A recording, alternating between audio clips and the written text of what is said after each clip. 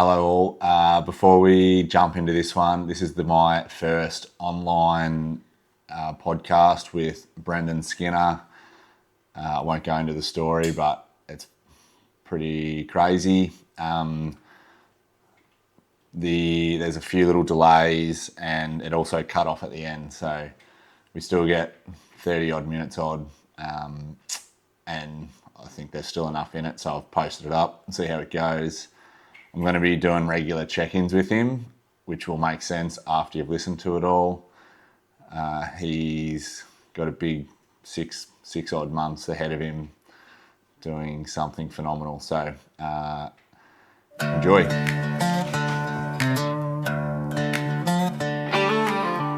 this part to live. Thanks for jumping on. We'll see how the Yeah. I'm not sure if there might be a little bit of a delay, so we'll see how we go. Yeah. Nice to meet you, Um, man. Cheers for Brendan having me. Skinner. I'm Darcy Keast. Nice to meet you. Um, Good to be here. yeah, that's awesome, mate. I can't, Protocol Daily Pod, mate. This is a new adventure for me. I only got a few guests so far, but the Instagram algorithm brought me across your name. I've been speaking or looking and seeing people in the Ironman space, and also ultra events, and then the skin dog tag come across my Yeah. protocol. Sorry, Yeah. across my algorithm, and I guess might as well jump straight in, mate. I've got plenty of questions and whatnot here, but yeah, I guess what what are you doing? Where are Yeah. you? What's the plan? Right now I've been living in Thailand. I've been coming back and forth here for a long time now. I came here for the first time last year in February. Yep. And I just came here to train. I didn't really have any goals or anything at that point. I was just traveling around. Went to a few places, and during that time I cycled from Thailand down to Malaysia for a week. And that was a awesome adventure. That was great, just because the island I'm on is a party island, and at the time I didn't know that. And then I was just meeting people, and then like I was just solo traveling, so I wasn't gonna turn down like hanging out with people and meeting them when the opportunity came, even though it wasn't necessarily my Yeah. plan. So then yeah, I just got sick of it. Um, so that's when I bought the bike and cycled. I'm now living on this island, and now that I live here, it's very easy to stay away from the parties. Like it's tourists just come here to party, but if you're living here, it's a really good place to be and to train, and you can stay away from that quite What's the easily. island?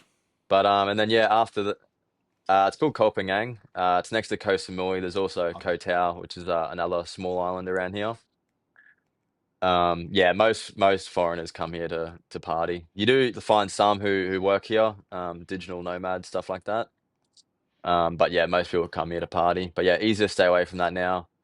But yeah, and then during that holiday period, I decided I was going to go to North Korea. Uh, so I went and ran a marathon in North Korea, and during that time, well, this whole period, I'd always wanted to do like something massive in terms of running, or just trying to join my passions together of travel and running. I'd done an ultra before. I ran from Townsville to Cairns. And then like I wanted to do something massive just to get out in the world and experience the world really. And then when I yeah. was in North Korea, a conversation came up about a man, Nick Butter, who ran a marathon in every country, and he's the only person to do that. And then I remember just sitting there at the table, just thinking, oh, like shit, maybe I'll do that. I want to go to every country in the world. And so yeah, literally on the spot, like I didn't say anything, just in my mind, I just thought, right, like that's it, I'm gonna do that. And then planning pretty much started as soon as I left North Korea. And then during the planning phase, I thought, well, if only one person's run a marathon in every country, then I suppose no one's ran an ultra in every country. why be the Yeah. second when I can be the first? And then so I did some research. Yeah, no one's obviously done that. So I changed it to a marathon to an ultra. I figured, well, if I can back myself to run a marathon in every country, surely I can just add 8 kilometers to every run and do the ultra. Yeah. So yeah, now I'm here and I start in 12 days. Unbelievable, mate.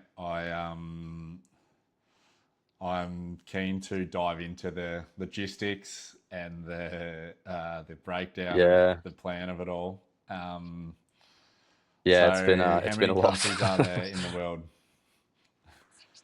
So United Nations recognized countries is 195, but then there's a few. So say like Taiwan's not a United Nations recognized country, but I'll still do Taiwan. Like New Caledonia is the same; it belongs to France. There's French Guiana in South America, which is the same; it belongs to France. But they're all kind of these autonomous places. They're just not their own technical country. But I'll still run in these Yeah. places, just say in 20 years, they eventually get their independence. And then I've also, like, Yeah. I've done that already. So I'll end up doing about 200 ultras.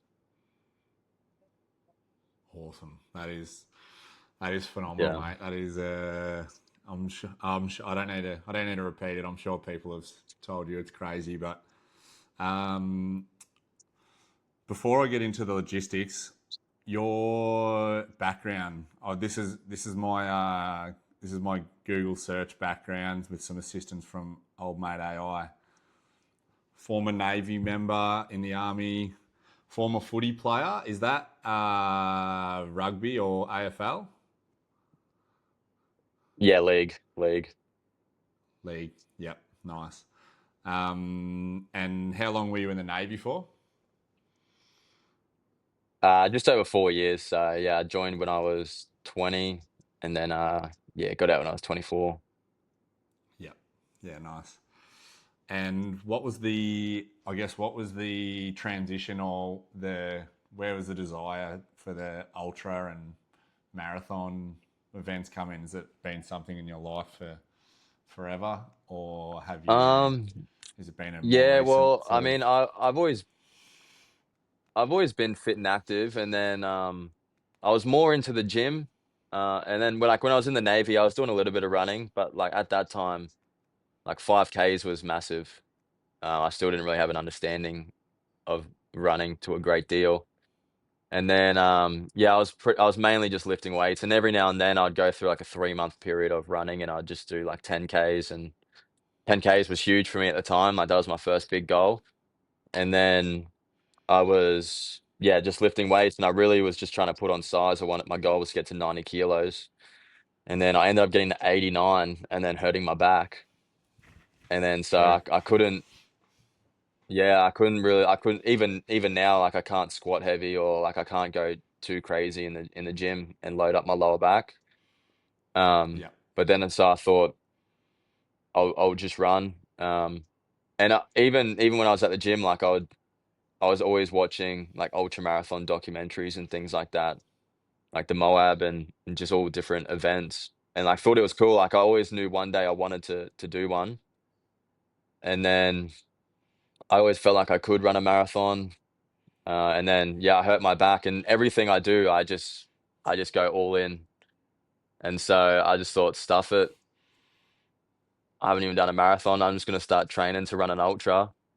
And then at that time I was living down in a small town in New South Wales called Nowra, and I was soon gonna be getting out Yeah. of the Navy, heading back up to Townsville.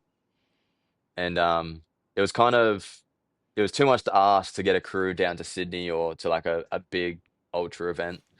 So I just thought, stuff it, I'll just do my own. I don't really care about the medal. I'll just run from Townsville to Cairns, raise some money, and then I just started training. Yeah, got it done.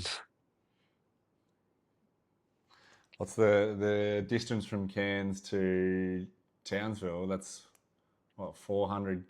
Is that It ca it what's the calculated to distance? be 347 kilometers, which kind of annoys me. Wow. That it's not 350. I'm suppose Cairns is really long. It might have been depends which part of Cairns, but wow, and Yeah, we it's went to actually the quite hilly Esplanade, as and well, I mean, right? in the No, there's parts of it. yeah, yeah, I didn't even like. I wasn't obviously thinking about a total distance, and then when I finished it all up, Yeah, I went through and counted all the kilometers that I had tracked on Strava, and yeah, it's 347, and I was like, man, 3 kilometers. I could have, if only I yeah. knew, I would have run it too. The did you to get into ultra running? I've spoken to a few other people, and um, especially between the ultras and maybe people who do sort of Ironman events or which are distinctly a little bit different in terms of generally how long they go. Was there a point or was there a reason that you sort of turned to ultras or to that into that area, or was it you just decided after back injury and whatnot that were rolled into that? Yeah, well, I knew I always wanted to at some point. I just didn't really know when or anything like that. But of course, the back injury was a turning point. But I know I just thought it was always like Yeah, yeah, awesome how hard they push themselves, like just beyond what they think is capable and just all that sort of stuff. Like it's just insane to see, especially when I'd be watching the documentaries. Like I just love it, even though at the time I wasn't even running. But I would always, even growing up, just be watching sports documentaries. It wouldn't even matter what sport. Like I'd be watching Roger Federer documentaries and like just from all different types of sports. But it was always kind of the same thing, just watching the grind of it all. That kind of yeah. inspired me to kind of just do that in my own way. And then obviously I'm not going to be a pro tennis player or anything like that. And yeah, running was the path to go down. Was your That was your path? Yeah. Yeah. Um, Talk me through the again. I know I'm going to go back to this world event, but talk me through North Korea. Yong was it Pyongyang? Pyongyang, is that how I pronounce it? Pyongyang. Or Pyongyang? Pyongyang. How the hell Yeah, do it you was get to North Korea? What's the process of getting in there, mate? What is that process? Far out. it's actually really, really easy. I mean, if the country's open, Wow. it's really, really Yep. easy. So they had been closed for 5 years since COVID. Yep. Um, Yep. and when I was traveling last year, like I had no plan. I was just going with whatever I thought, or just came up with something, and I was like, "Yeah, let's do it." And then Yep. yeah, I was in Kuala Lumpur, and then like North Korea had come up in a conversation with this guy I'd met at a pub, and then so I went back to my room and I started searching, like if there was anything happening in North Korea. And then what do you know, the marathon's on in 1 month. I was just like, no way. And so I literally just on the spot just booked it. And I didn't know they'd been closed for 5 years.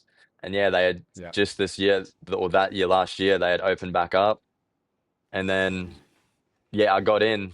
And there had been people waiting 5 years to go to North Korea, like on waiting lists and things like that. And then yeah, I just found out like a month That's before. crazy. And then yeah, it was a super interesting experience. It was a cool experience, like I didn't necessarily feel like anything was fake. I think we forget that they're also people that they're like us, like they have lives and like they're still doing their day-to-day stuff. Um, Yep. like definitely it felt a bit weird being in the stadium packed full of North Koreans, like it was very synchronized in the stadium. But then you hear people, they're like, oh, like in the street, they had to be in the street celebrating and like showing support and stuff like that. But then there was also people who didn't even care that we were there. It was more of an inconvenience to them, you know? Um, but then that event is also Yep. like it's a massive event for Pyongyang. Um, like that's when the pro North Korean runners get their chance to make the Olympics and put their name on the stage for their country as well. So we got to start next to the North Korean Yeah. runners, which was cool. And you can't fake a 2 hour 10 marathon either as well, like they're freak runners. No, no, no. Yeah, yeah, And yeah. yeah, no, it was a Doesn't. cool Yeah. experience learning about the history of the country. Um, and of course there was like the propaganda side of it. they talk about how great the country is, and like they obviously show you the best of the country. But again, every tour group, if someone was to go on a tour to Sydney or Australia, they're going straight to the Harbour Bridge or something like that as well, you know? So I'm not surprised about that. But then at the same time, you also can't hide everything. Like you can see the labor and like this, I guess slavery maybe, like you can see that still, you know? And yeah, it was a cool experience, yeah. That's crazy, mate. There was no Kim Jong Un winning in some marathon record time or anything like that. I've seen some world records that he's Nah, I apparently think the broken winner in golf and things like that. I have seen that he got like 10 hole in ones in one round or something like that. Yeah, Nah, it something was nothing like that. crazy Yeah, like that. I yeah, think the winner did like 2 hours 15 or something like that, yeah. which is yeah, which is fast. What's the weather? What's the weather there? Humid? It was nah, it was around 5 to 10 degrees most days, which was Yep. nice. But it was overcast like the whole time. Like it had a pretty depressing feel to it as soon as we entered. But yeah, it was just overcast, cloudy, bit cold. Yeah. And what's the process to get into North Korea? Like, are you, you see docos and they have, people can't even sneak cameras or they're sneaking cameras in, but they're trying to keep it hush hush. But obviously, if they've got Yeah, this was people from yeah, around the this was world coming in for an event, mm, this was also one thing that I found really interesting when I was there because obviously, yeah, we all see that like the secrecy and like you can't film anything and like all this stuff that we hear, pretty much all of it didn't exist. Like true. the only thing they said was don't film the military. Um, and only once they told us not to film or take photos, and we went to the top of the tallest building in the country. And my guess was that you could actually just see everything. So I'm guessing they just said don't film here. But other than that, we were allowed to film as much as we wanted. There was no restrictions other than, yeah, just don't film the military. And then, yeah, that was literally it. Everyone, there was just influencers everywhere, YouTubers everywhere. They didn't care. And then even getting in as That's well, interesting. I was, yeah, like I mean, I wasn't too stressed because even like I asked them if there was going to be a problem with me being in the Navy, and they just said nah. Like the tour company you have to go through. And I was like, all right, well, entering the country, they'll be super strict as well, as you'd imagine. They asked me to open up my bags. I was like, yeah, sweet. I opened up one pocket. They looked in there. They didn't even take anything out. They just like, yep. And then I went to go keep opening other pockets in my other bag. And they were just like, yeah, yeah, all good. Like, just go through. And then they asked for my phone. So I gave them my phone. And then they saw there was a password. So they were just like, is there pornography? And I was like, nah. And then they were like, all right, just gave my phone back, and that was it. Then I just went straight through, and I was just like, that was probably one of the easiest crossings I've ever done. Wow. Yeah, that's crazy. I mean, I've been to some other Asian countries and, Mm. well, maybe even Thailand, Vietnam, a few of those are still pretty like the entry component is relatively strict anyway, but I think that's definitely Yeah, surprising. yeah, The outside it was just straight sort off of the bat. Yeah, perspective is definitely not that it's that easy. That's a, yeah, it was straight off the bat. You could see that so much. Like, I mean, a lot of it is true, of course, no denying that, but a lot of it was just completely wrong yeah. and incorrect about what we hear. There could be lots said for that, mate. Mm. I'm sure we could go down a full rabbit Yeah, hole of that with many yeah, aspects, yeah, but yeah, 100%. maybe maybe Yeah, maybe for the next podcast when you're in another country and we can have a little political one. We'll see what yeah, happens. yeah, yeah, yeah, Um, so yeah, I guess let's dive in, mate, because this is the interesting part for me, and obviously how I've come across you. So approximately you're going to do, so it's two, you said, sorry, 200 ultra, it's 200 so that when they recognize it Yeah, in future, it'll be about 200 200. ultras or Yeah. 200 countries. Yep. Yep. Yep. Yep. First one is in Thailand, presumably. Yeah, I'll just do it here on the island. Yeah, just here in Thailand. Yeah, Yep. I'll be here anyway. Yep. And how does, um, is this an official world record that you're aiming for?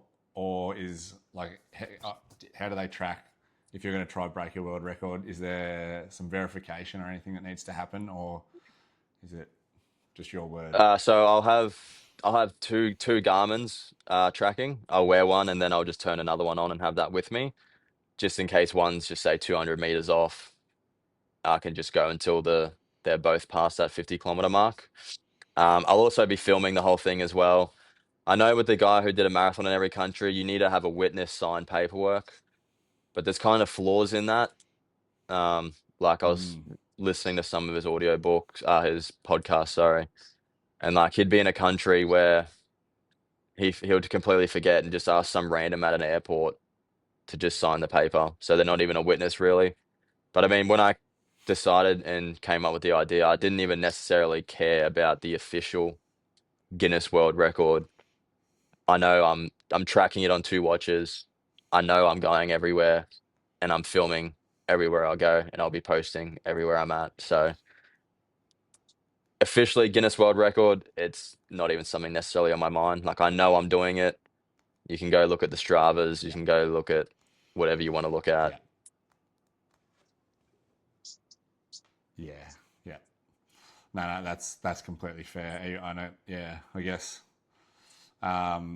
even the logistics of that, of the getting someone to do it, but I suppose if that fella's having random people sign it, and it seems interesting. But I'm sure, regardless, mate, you're going to cop some heat and Yeah. criticism for there'll be nothing you can do right. So, but who cares really? The Yeah. so yeah, Yeah. and then so Yeah, then exactly. Thailand.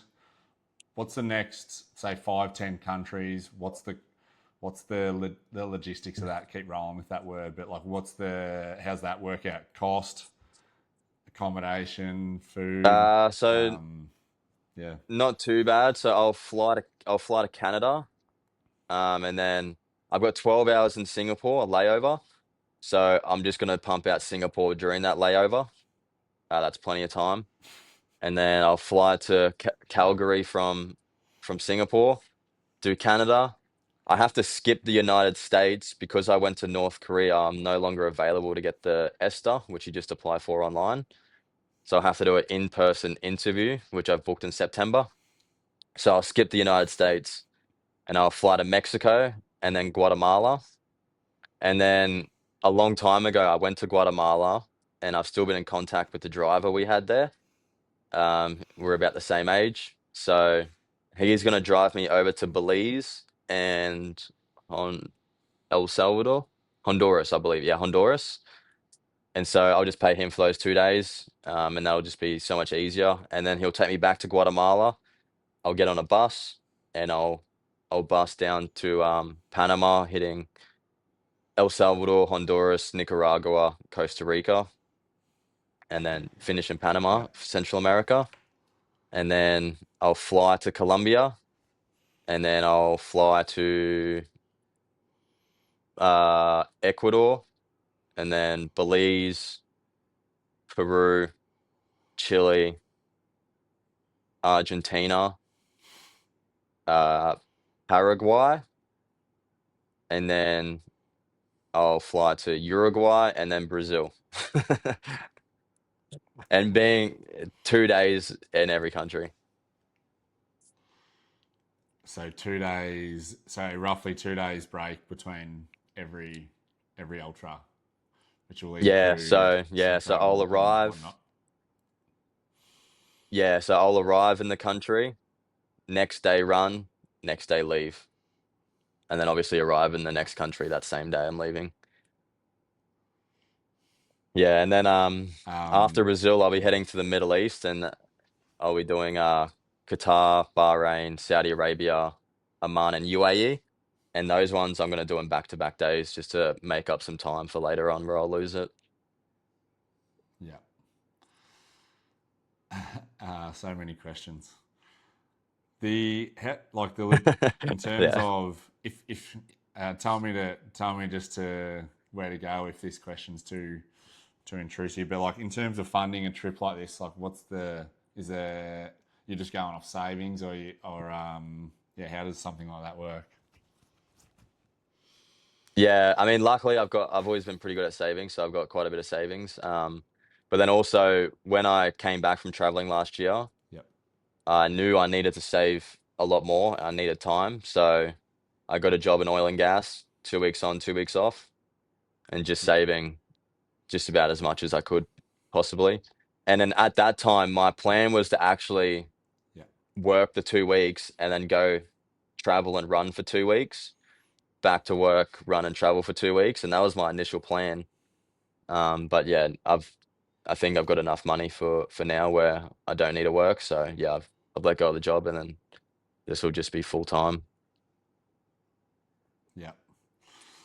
Awesome. I'm sure once you start getting well and truly into it, hopefully there's few partners who want to jump on and maybe can help Yeah, fund if possible. hopefully, But yeah, so yeah. you'll have a drive. So you've got a driver predominantly through Central and South America. Central America, yeah, and then I'll be flying again in South. Yeah. How does some of these countries that are in, I guess, war predicaments, or they're far more, far riskier at the moment. Is there plans or contingencies there with how that Yeah, sort of works? yeah,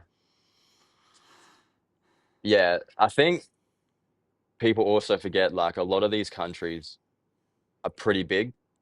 So obviously Ukraine and Russia are at war, but that doesn't mean the whole country, like the whole landmass is at war. Like there's still a lot of places that are quite safe. Yeah, For Ukraine, I'm going to go to there's this little small pocket down yeah, the bottom, just cross the border.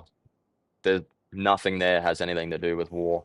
I mean, I'm sure they're affected with it and with the economy and all that sort of stuff, but like s- with safety, it's safe there. When I go to Russia, I want to go to yeah, Dagestan.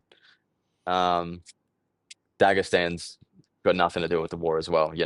Um, there's a lot of places where obviously, you just there's gonna be danger, like especially in Africa and whatnot, but that's just gonna be as safe as possible. Try to find locals to help you out and whatnot. But there's a lot of places that even yeah, though there is a lot of dangers in the country, it doesn't necessarily mean everywhere is a danger. yeah, And that just comes yeah, with research as well and just finding the right places. yeah,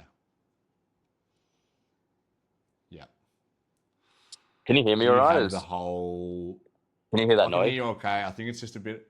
No, I can't hear any background noise. No, Cool, cool. is it rain or background noise?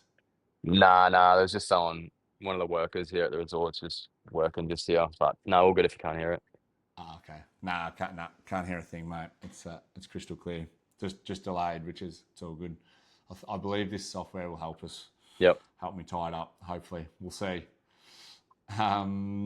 Have you got Yeah. the whole list of countries set out in terms of like from 0 to 200, or have you obviously go through continents to, I guess, sort it out into at least like getting all Yes. the So countries in one continent at a I time? wanna do it in continents. Yeah, I wanna do it in continents, but I can't do it for the whole thing. A big thing with the first planning, like, that I had to do was where is every country and what is every country? So I stared at a world map, just mapping out the whole world pretty much and where every country is, and so I've got that all in my mind of what to bundle together.